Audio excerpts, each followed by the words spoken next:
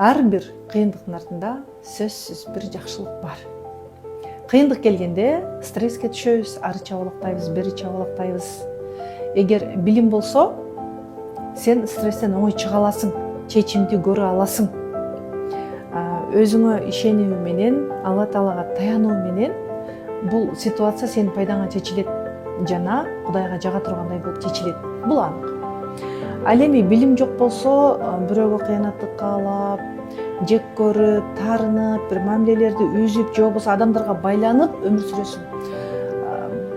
Адам көп аялдар бар, бир ситуация болсо төшөктө жатып калат. Бул үй бүлөсүнө бир өтө оор, балдарга кыйын, айрыкча балдарга уузду чечип салабыз да.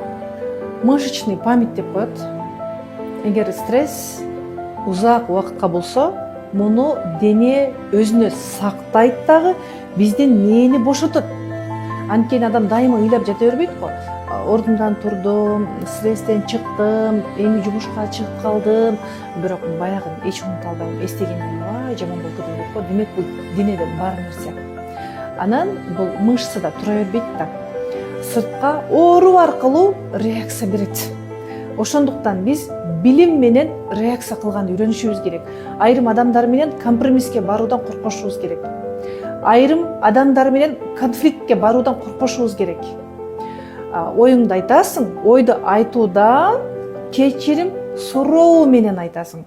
Же болбосо таарынычыңды, мен сизди сыйлаймын, мен сизди жакшы көрөмүн, бирок ушул жерде ушундай кылганыңызда мага абдан оор болду. Мен өзүмдү абдан жаман сезинип калдым.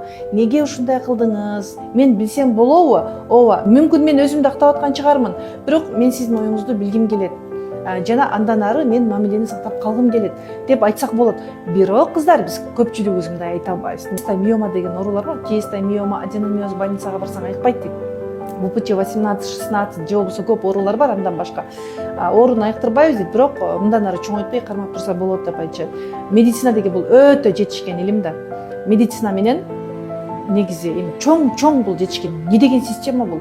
Ушул чоң бир дүйнөнү каптап турган система менен ушул ооруларды жок кылып койсо болот да негизи, туурабы? Оорунун келип чыгуу себеби аныкталбаса, ооруну жок кыла албайт. Оорунун келип чыгуу себеби бул обидалар болуп атпайбы? Обидаңды медицина дарылай алабы? Албетте жок. Успокаивающий дары тиги буну берет, бирок обидаңды дарылай албайт. Ошон үчүн динибизде деле айтылган 3 күндөн ашыктардын 3 күнү деп. Ооба, биз бул учурду проживать этебиз, бирок жатып калбообуз керек. Сизге зыяндуу сезим экенин түшүнүп, алдыга жылуубуз керек. Ар бир күн бизге бактылуу жашоо үчүн берилген.